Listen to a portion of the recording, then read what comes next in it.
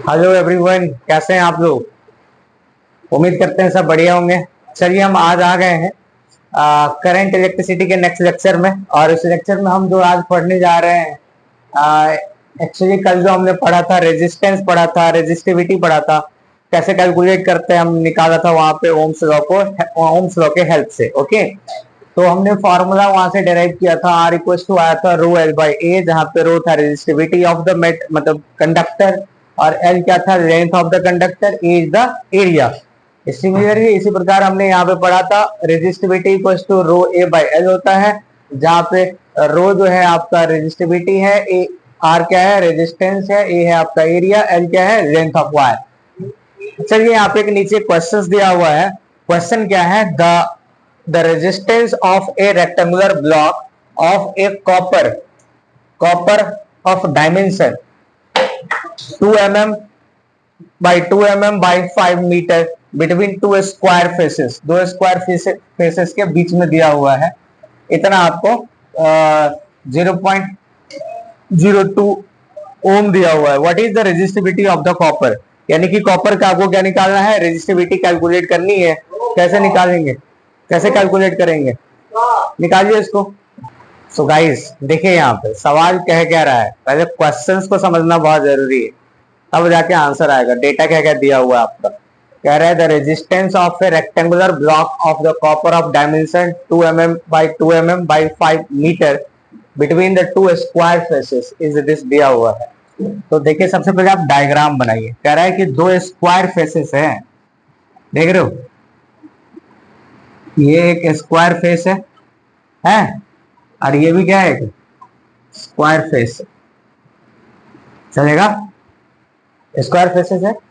और कह रहा है कि दोनों ब्लॉक के बीच का जो है, ये तो देखिए यहाँ पे स्क्वायर फेसेस है, देखिए ना यहाँ पे 2 mm है और 2 mm है। मतलब क्या, ये जो इसका जो एक जो हो जाएगा आपका 2 mm हो जाएगा, और एक क्या हो जाएगा आपका 2 mm हो जाएगा, अरे होगा।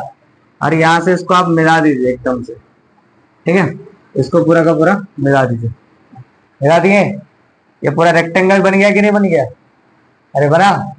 तो ये जो लेंथ दिया हुआ है वो कितना दिया हुआ है, 5 मीटर दिया हुआ है, देखो ना, नहीं दिया है। कह रहे थे rectangular block of the copper and dimension 2x2 दिया हुआ है। तो ये दो फेसेस जो दिख रहा है आपको, ये 2 mm है और ये भी क्या है, स्क्वायर का 2 mm है सर नो, कह रहे हैं उसी के बीच में। तो ये पूरा का पूरा ये लंबा सा रॉड बन गया, ये वायर बन गया। अब इसके बीच में क्या होगा, कुछ ना कुछ इसका रेजिस्टेंस होगा, है कि नहीं। तो ये आर का वैल्यू दे रखा है भाई साहब, कितना दे रहा है, 0.02 ओम दिया हुआ है, 0.02 दिया हुआ है। और यहाँ पे जो हो गया लेंथ गुने एरिया क्या होता है, एल गुने भी होता है, होगा ना। तो यहाँ पे जो इसका एरिया हो जाएगा आपका 2 mm इंटू क्या हो जाएगा, 2 mm हो जाएगा। मतलब 2 इंटू 10⁻⁻3, ये हो जाएगा 2 इंटू 10⁻⁻3 होगा, यानी कि हो गया 4 इंटू 10⁻⁻6 मीटर स्क्वायर। यानी एल कितना है, रॉड का तो टोटल वायर का लंबाई कितना हो गया, 5 मीटर। कितना है, 5 मीटर। नहीं हुआ क्या, और निकालना क्या है अपने को, निकालना क्या है, रेजिस्टिविटी निकालना। सेकेंड नंबर वाला फॉर्मूला लगाएंगे, रो इक्वल टू क्या हो जाएगा, आर ए बाई एल हो गया। यहाँ पे आर का वैल्यू कितना है, 0.02 है, और ए का वैल्यू कितना आ गया, 4 इंटू 10⁻⁻6, अब बट्टा कितना हो गया, एल का वैल्यू कितना हो गया, 5 हो गया, 5 मीटर हो गया। नहीं चलेगा, यहाँ से आप इसको क्या लिख सकते हो, 2 इंटू 10⁻, यहाँ से -2, अरे बोलो 2 इंटू 10⁻⁻2 इंटू 4 इंटू 10⁻⁻6, अब बट्टा कितना हो गया, 5। ये हो गया आपका 4 दूना 8 बट्टा 5 इंटू 10⁻, हो जाएगा -8, ये हो गया, यानी कि 5, 5 1 जा 5, 3 जा, और फिर कितना आ जाएगा, 3 बच गया, 5 6 जा इंटू 10⁻⁻8। ठीक है, रेजिस्टिविटी है तो ये हो जाएगा ओम मीटर। क्या हो जाएगा, ओम मीटर आंसर हो जाएगा। चेक कर देते हैं, इतना आंसर है 1.6 इंटू 10⁻⁻8 ओम मीटर आपका आंसर है। समझ में आई बात है, ऐसे क्वेश्चन बनेगा। ठीक है गाइस, चलिए आंसर पे आ जाते हैं इसके। कह रहा है कि एक रेक्टेंगुलर कंडक्टर है जिसका डायमेंशन दे रखा है 10 centimetre by 4 centimetre by 2 centimetre LBH दिया हुआ है और कह रहा है इसमें कि रेजिस्टिविटी जो है इतना दिया हुआ है 48 गुने 10 to the power -2 ohm metre दिया हुआ है। ठीक है, ये हो गया -2। इस क्वेश्चन में जो है ना -2 की जगह पे इसको -8 लिख दो, थोड़ा ज्यादा रहेगा, अच्छा रहेगा। -8 ओम मीटर। ठीक है, चेक करना अपना प्रोसेस में, देखना कि आंसर आपका आ रहा है नहीं आ रहा है। 10 to the power -8 ohm metre है। ठीक है, कह रहा है then find the resistance of wire. Wire का रेजिस्टेंस क्या होगा, वायर का रेजिस्टेंस क्या होगा। ओके, ठीक है, रेजिस्टेंस क्या होगा। चलिए यहां से पॉज कीजिए 1 मिनट। हाँ, तो कह रहा है जो रेक्टेंगुलर कंडक्टर है इसका डायमेंशन दे रखा है। अब कह रहा है उसके बीच का रेजिस्टिविटी भी दे रखा है, तो बताइए क्या होगा, उसका रेजिस्टेंस क्या होगा। तो सबसे पहले एक रेक्टेंगुलर जो है, देख रहे हैं, ये जो है कुछ इस टाइप का ऑब्जेक्ट होगा, कुछ ना कुछ।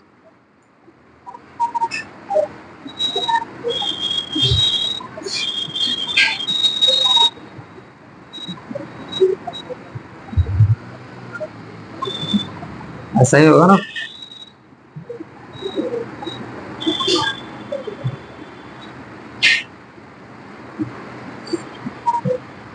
समझ गए, एक रेक्टेंगुलर कंडक्टर है जिसका जो लंबाई है, लेंथ दिया हुआ है, इसका देखो डायमेंशन देखो थोड़ा ध्यान से, जो डायमेंशन देखना थोड़ा ध्यान से, इसका क्या है कि डायमेंशन देखो थोड़ा ध्यान से। कह रहा है कि 10 सेंटीमीटर है, अरे है, और ये कितना दिया हुआ है सॉरी, ये आपका बेस कितना दिया हुआ है, 4 सेंटीमीटर है, और ये हाइट कितना है इसका, 2 सेंटीमीटर है, नहीं है क्या। ये हो गया आपका 10 सेंटीमीटर, 4 सेंटीमीटर और 2 सेंटीमीटर। एनी डाउट, नहीं होनी चाहिए। और इसका जो रेजिस्टिविटी है वो रो कितना दिया हुआ है आपका, 48 into 10 to the power -8 ohm metre हो गया आपका, चलेगा, -8 ओम मीटर हो गया। अब कह रहा है कि बताओ इसका रेजिस्टेंस कितना होगा। हम लोग जानते हैं गाइस कि रेजिस्टेंस का फॉर्मूला होता है R = रो L बाई ए होता है, नहीं होता है क्या। तो रो तो वैल्यू अपने को गिवन है, ठीक है, रो का वैल्यू गिवन है 48 into 10 to the power -8 ohm metre हो गया। ओके, लेंथ कितना दिया हुआ है इसका, what you mean by length, यहाँ पे लेंथ कितना है, लेंथ दिया हुआ है 10 सेंटीमीटर, दिख रहा है अपने को फिगर में, नहीं दिख रहा है क्या। और एरिया क्या है, what you mean by area, ये कोई भी वायर में जो एरिया लेते हैं वो एरिया हमारे क्या है, क्रॉस सेक्शनल एरिया, क्या है, नोट सरफेस एरिया, क्या है हमारा, क्रॉस सेक्शनल एरिया है। तो जिससे क्रॉस कर रहा है तो क्रॉस सेक्शनल एरिया यही वाला हो जाएगा, दिस इज 4 गुने 2 होगा ना। दिस ये जो हाइट हुआ ये वाला, ये जो हो गया आपका बेस, और ये हो गया आपका हाइट वाला, that is the base into height जो है इसका एरिया हो गया, that is the cross sectional area. तो ए का जो वैल्यू आ गया ये आपका 2 सेंटीमीटर गुने 4 सेंटीमीटर के बराबर आ गया। तो ओवरऑल यहां से हम इसको बोले तो 2 इंटू 10 टू दी पावर -2 बोलो, इंटू कितना हो गया, 4 into 10 to the power -2 metre square. So overall आएगा 8 into 10 to the power -4 metre square आ गया अपने पास। क्या करेंगे, हमारा जो वैल्यू है आर, मतलब formula R = rho L by a में आप क्या करो, सारे डेटा को आप सब्स्टिट्यूट कर दो, उसमें पुट कर दो।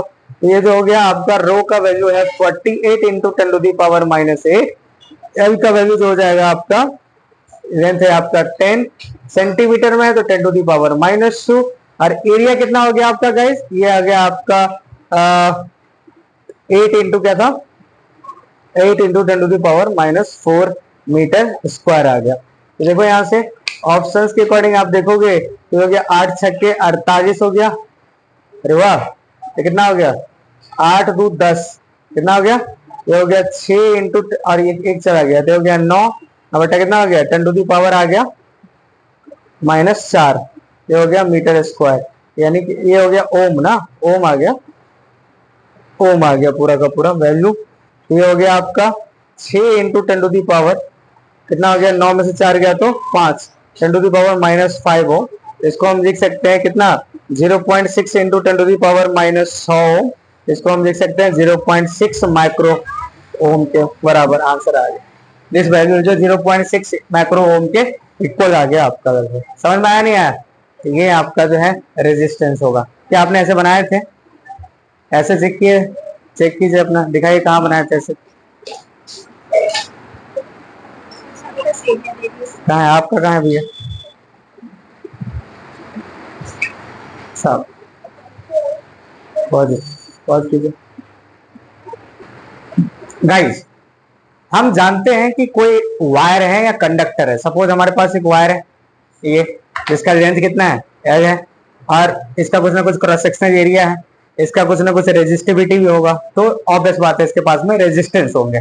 कितना? R is two rho L by A होगा। होगा कि नहीं होगा? अगर मैं ये जो हमारे पास वायर है, इस वायर को मैं क्या करता हूं, मान लो कि स्ट्रेच कर देता हूं। बहुत सारे तरीके हैं स्ट्रेच करने के। इसको हम हीट करके, इसको पीट करके हम लंबा कर सकते हैं, या फिर हम इसको और कंप्रेस कर सकते हैं इसको। तो हम इसको स्ट्रेच मतलब स्ट्रेच कर दिए, थोड़ा सा उसको तान दिए, क्या होगा? होगा क्या? इसका एरिया बदल जाएगा। मोटा था तो पतला हो जाएगा, लेंथ छोटा था और बड़ा हो जाएगा। होगा कि नहीं होगा? तो क्या स्ट्रेच करने से, यानी इसके लेंथ बदलने से, एरिया के चेंज हो जाने से क्या रेजिस्टेंस वो इतना ही रहेगा या रेजिस्टेंस बदल जाएगा? रेजिस्टेंस वही रहेगा या रेजिस्टेंस बदल जाएगा? रेजिस्टेंस चेंज हो जाएगा। कैसे चेंज होगा? तो लेंथ बदलने से, एरिया बदलने से, यानी कि वायर को स्ट्रेच करने से क्या उसके रेजिस्टेंस में चेंजेस होंगे? कितना चेंजेस होगा वो अपने को पढ़ना है। यही टॉपिक है हमारा। आइए कि effect of stretching of a wire on resistance, यानी कि वायर को अगर हम स्ट्रेच कर देते हैं, उसको हम एक्सटेंड कर देते हैं, तो क्या इसके रेजिस्टेंस में कितना असर पड़ेगा, वो चीज अपने को पढ़ना है। ध्यान से सुनिएगा। मान लीजिए अपने पास में एक वायर कुछ ऐसा है, देखिए एक वायर है अभी अपने पास, ठीक है। इसका जो लेंथ है अभी ये L1 है, ठीक है, L1 है, और इसका जो क्रॉस सेक्शनल एरिया है वो A1 है यहाँ पे, ठीक है, A1 है, और इसका रेजिस्टिविटी कुछ ना कुछ है मेटल का दिया हुआ, चलेगा। इस वायर का रेजिस्टेंस कितना हो जाएगा? रो L1 बाई A1 हो जाएगा। दिस इज इक्वेशन नंबर 1, ठीक है। What is this? ये है आपका, इसको हम लोग कहते हैं बिफोर स्ट्रेचिंग। क्या ये? Before stretching, before stretching. इसको हम स्ट्रेच करने से पहले अपने ऐसे रखा है। अब क्या करेंगे, इसको हम इसको स्ट्रेच कर देते हैं। क्या कर दिया हमने? स्ट्रेच कर दिया। तो जो अभी लेंथ था इसका, ये लेंथ कुछ ऐसे हो जाएगा, इतना बड़ा हो गया मान लो, ठीक है। देखो, तो अभी जो इसका लेंथ हो गया डियर स्टूडेंट, कितना हो गया? L2 हो गया। लेंथ क्या हो गया? L2 हो गया। और इसका जो क्रॉस सेक्शनल एरिया है, वो क्रॉस सेक्शनल एरिया कितना है? A2 हो गया। हुआ कि नहीं हुआ? अब ये क्या है? आफ्टर, अच्छा बताओ, जो मेटल था, जो मटेरियल था, रेजिस्टिविटी तो उसका वही रहेगा, चेंज तो होगा नहीं, जितना नंबर का था उतना ही रहेगा उसका। तो रेजिस्टिविटी में कोई चेंजेस नहीं हुआ। अब क्या हो गया? लेंथ बदल गया, उसका एरिया बदल गया। तो बताइए क्या होगा? इसका जो ये तो R1 था, अब क्या हो गया? इसका रेजिस्टेंस कितना हो जाएगा?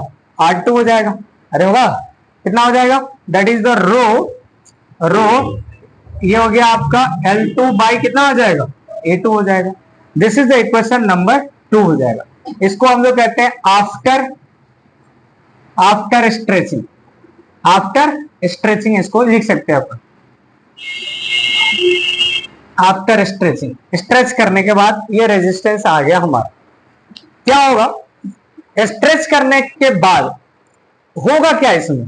तो देखिए जी, आप चाहे तो कितना भी स्ट्रेच कर दीजिए, लेकिन रॉड का जो वॉल्यूम है वो हमेशा कांस्टेंट रहेगा। क्या रहेगा? वॉल्यूम क्या रहेगा? कांस्टेंट। वॉल्यूम क्या होता है? What do mean by volume? Volume होता है area into length, area into length, cross sectional area into length जो होता है उसको हम लोग कहते हैं वॉल्यूम। वॉल्यूम कहते हैं उसको। तो ये जो है वॉल्यूम जो होगा इसका आयतन, अभी मान लीजिए वॉल्यूम एरिया इंटू लेंथ है। सपोज एरिया कितना है जी? अभी 10 मीटर स्क्वायर है। कितना है? 10 मीटर स्क्वायर। और लेंथ कितना है जी? 10 मीटर है। तो वॉल्यूम कितना हो जाएगा? 10 इंटू 10 यानी कि 100। 10 इंटू 10 क्या होगा? 100 होगा। ये हो गया आपका 100 मीटर क्यूब आ गया वॉल्यूम। अभी क्या करेंगे, इसको हम इस वायर को इतना पीट दिए कि लेंथ हो गया अभी कितना 50 मीटर। कितना हो गया, क्रॉस सेक्शनल एरिया डिक्रीज होकर के कितना हो गया 2 मीटर स्क्वायर हो गया। तो वॉल्यूम कितना होगा, वॉल्यूम कितना होगा 100 होगा। क्यों होगा 100, क्योंकि एरिया पहले था 5 और ये कितना था, अरे 5 और ये था आपका 10 था क्या, ये पहले कितना था 10 था और पहले ये भी 10 था। तो कितना हो गया 10 इंटू 10 100 था। अभी क्या हुआ, अभी ये हो गया 2 और ये हो गया आपका 50। तो कितना हो गया टोटल 50 इंटू 2 100 हो गया। मतलब जितना इनिशियल वॉल्यूम था इतना ही फाइनल वॉल्यूम हो गया आपका। एक बात समझ में आ गया कि हमेशा लेंथ को अगर स्ट्रेच करते हैं आप तो वॉल्यूम ऑफ जो वायर रहेगा वो रिमेन कंजर्व रहेगा, यानी कि कांस्टेंट रहेगा। It means the initial volume is equal to how much, this is the final volume. Understand. तो by stretching the wire volume of the wire remain क्या होगा, ऑलवेज कांस्टेंट होगा। ये बात समझ में आ रही है। तो इस डायग्राम को समझिए पहले इस बात को, फिर हम दिखाते हैं आपको। आइए डिस्कस करते हैं।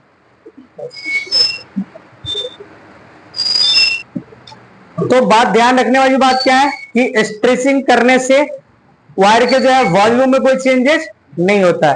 तो क्या लिखेंगे जी, देखिए बाय स्ट्रेचिंग द वायर, यहां पे हम लिख सकते हैं by stretching the wire volume remain क्या होता है, volume remain constant. Volume remain constant यानी कि जो वॉल्यूम हो जाएगा, वॉल्यूम होगा आपका बिफोर स्ट्रेचिंग। क्या होगा, बिफोर स्ट्रेचिंग किसके बराबर हो जाएगा, ये हो जाएगा आपका volume after stretching. Volume after stretching चलेगा नहीं चलेगा। तो वॉल्यूम क्या हो गया आपका, दैट इज द ए हो गया आपका A1L1, A1L1 that is equal to क्या हो जाएगा A2L2। बहुत ही इंपॉर्टेंट कॉन्सेप्ट है ये, ध्यान रखिएगा। A1L1 किसके बराबर हो जाएगा, A2L2 के बराबर हो जाएगा। ओके, तो A1L1 इक्वल टू क्या हो गया A2L2। अगर मैं यहां से L1 बाई L2 का वैल्यू किसके इक्वल हो जाएगा dear student, L1 by L2 that is A2 by A1। ये आप यूज करना है अपने को फॉर्मूला। ओके, हमारा इंटरेस्ट क्या है, हमारे पास में इनिशियल रेजिस्टेंस पता था R1 row L1 by A1 और जो स्ट्रेचिंग करने के बाद में जो हमारा आ गया रेजिस्टेंस कितना आ गया R2 that is the rho L2 by A2। Yes और नो। अब हमको निकालना है R2 का वैल्यू, कैसे कैलकुलेट करेंगे, नहीं ये चीज अपने को निकालना है तो मिटा देते हैं अपन इस बात को, और R1 R2 का वैल्यू अपने को याद है अभी भी। ठीक है, तो एक काम करते हैं, इक्वेशन 1 को और 2 को डिवाइड कर देते हैं अपन। क्या करते हैं, इक्वेशन 1 को और 2 को डिवाइड कर देते हैं। होगा क्या इससे चमत्कार, जरा ध्यान से सुनिएगा, इससे क्या चमत्कार होगा। तो अभी जो है इक्वेशन 1 को आपने क्या करना है, डिवाइड कर देनी है इक्वेशन 2 से। क्या होगा, ये हो जाएगा आपका R1 by R2 is equal to कितना आ जाएगा, रो L1 by A1 divided by rho L2 by A2 होगा। रो से रो क्या हो गया जी, कैंसल आउट हो गया।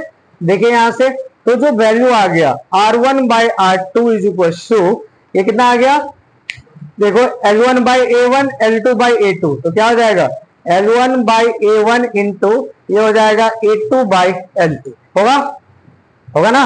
यानी कि R1 बाई R2 का जो वैल्यू आ गया ये आ गया L1 by L2 into that is A2 by A1। ये आपका हो गया इंपोर्टेंट रिलेशन। अगर आपका आ गया क्या जी, this is the equation number A. ठीक है, ये आ गया आपका।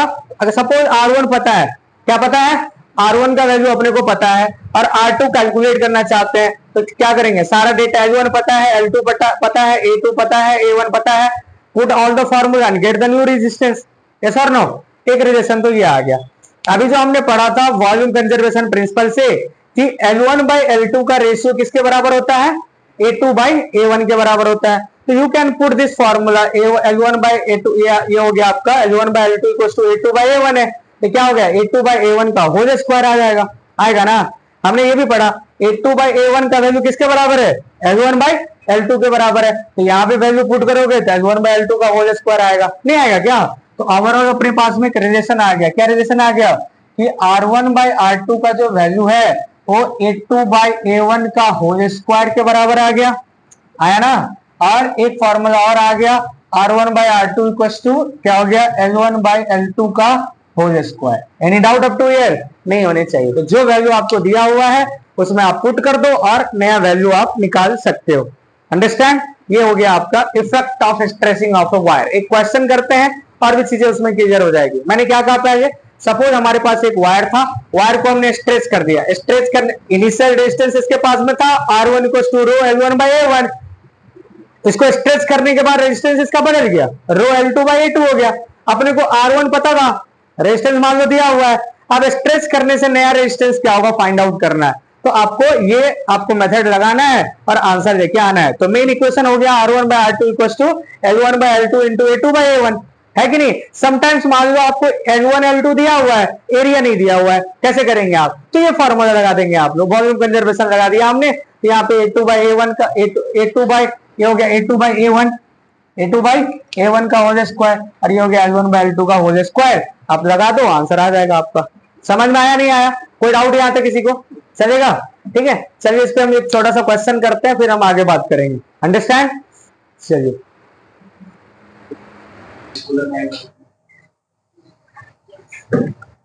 गाइस, चलिए एक क्वेश्चन दिया हुआ है यहाँ पे। क्वेश्चन है कि एक वायर है जिसका रेजिस्टेंस दिया हुआ है 20 ओम और कह रहा है it is stretch up to 3 times. इसको 3 गुना क्या कर दिया, उसको स्ट्रेच कर दिया। तो इसका जो इनिशियल लेंथ था उसके, तो कह रहा है न्यू रेजिस्टेंस का वैल्यू कितना होगा। अभी हम तुरंत पढ़े थे, क्या पढ़े थे कि R1 बाई R2 का जो वैल्यू है वो कितना हो जाएगा, that is L1 by A1 पढ़े थे ना। L1 बाई L2 इंटू क्या था, A2 बाई A1, ये पढ़े थे हमने, ये पढ़े थे हमने। तो कह रहा है कि जो इनिशियल लेंथ यहाँ पे दिया हुआ है, तो जरा ध्यान से सुनिएगा। अभी तुरंत पढ़े थे हमने, क्या पढ़ा था, वॉल्यूम कंजर्वेशन प्रिंसिपल से क्वेश्चन के अकॉर्डिंग कह रहा है कि लेंथ कितना हो गया, यानी कि L2 जो हो गया, मान लो कि इनिशियल लेंथ कितना है, जिसका वायर का इनिशियल लेंथ है L, कितना है इनिशियल लेंथ, कितना है L दिया हुआ इनिशियल लेंथ है। अकॉर्डिंग टू क्वेश्चन कह रहा है इसको स्ट्रेच करके जो है, तो L1 का वैल्यू आपका L है, तो L2 का वैल्यू क्या है 3 टाइम्स L1 हो गया अकॉर्डिंग टू क्वेश्चन। तो ये कितना हो गया आपका, दैट इज 3 टाइम्स L हो गया। चलेगा कि नहीं चलेगा? तो ये चीज हमने देख अभी पढ़ रखा है, यहाँ पे हमने पढ़ लिया, इस बात को दिया हुआ है क्वेश्चन में। अब क्या करेंगे गाइस, ये L1 L2 पता हो गया, अपने को नया रेजिस्टेंस का वैल्यू निकालना है। तो ये भी फॉर्मूला लगा सकते हैं, L1 A1 equal to L2 A2। अरे बोलो, पढ़े था ना, क्या पढ़े थे अभी formula, A1 L1 equal to क्या हो जाएगा L2 A2। बताइए यहाँ से, तो L1 बाई L2 का जो रेशियो है वो किसके बराबर हो जाएगा, A2 बाई, यहाँ पे हो गया A2 by A1। L1 by L2 कितना है, ये हो गया L, ये हो गया 3L, ये हो गया A2 बाई A1 का जो वैल्यू है, दिस वैल्यू इक्वल टू कितना आ गया, ये आ गया आपका 1/3। यस और नो? वाह। तो यहां से हम जो वैल्यू पुट करेंगे R1 by R2 is equal to, ये कितना हो गया L1 by L2 into A2 by A1। L1 का वैल्यू कितना है L, L2 कितना है 3L, A2 बाई A1 का वैल्यू कितना आ गया 1/3 आया ना। L से L कट गया, यहाँ पे क्या आ गया 1/9। यानी कि R1 का वैल्यू दिया हुआ है 20 और R2 का वैल्यू निकालना है, ये हो गया आपका 1/9। R2 का वैल्यू निकालना है तो 20 इंटू हो गया 9, यानी कि 180 ओम के आंसर के बराबर हो गया। ये तो एक था, ये तो डायरेक्ट यहाँ पे इतना एक लंबा हो गया थोड़ा सा। अभी तुरंत एक फॉर्मूला और पढ़े थे, मेथड नंबर 2। क्या पढ़े थे अभी, R1 बाई R2 का जो वैल्यू है वो कितना था L1 बाई L2 का whole square. According to question कह रहा है कि इनिशियल लेंथ L है और कितना हो गया फाइनल लेंथ कितना है 3L है। अरे बोलो, इसका स्क्वायर कर देंगे, L से L कट गया, यानी कि हो गया R1 by R2 equal to हो गया आपका 1/9 हुआ ना, 1/9 हो गया। हमको चाहिए क्या R2, तो R2 इक्वल टू हो गया 9 टाइम्स R1, यहां से हो गया ये 9, R1 का वैल्यू दिया हुआ है 20, यानी कि हो गया 180 ओम। जैसा इजी लग रहा है आपको, समझ में आई बातें। This is the application of that formula, understand. तो यहाँ पे ये कॉन्सेप्ट हो गया आपका, चलेगा। चलिए ठीक है, इसी के साथ हम नेक्स्ट क्लास में मिलते हैं और फिर अपन पढ़ेंगे effect of temperature on resistance. Resistance का टेम्परेचर से क्या फर्क पड़ेगा अगर उसको चेंज करते हैं, तो इस पर हम डिस्कस करेंगे। ओके।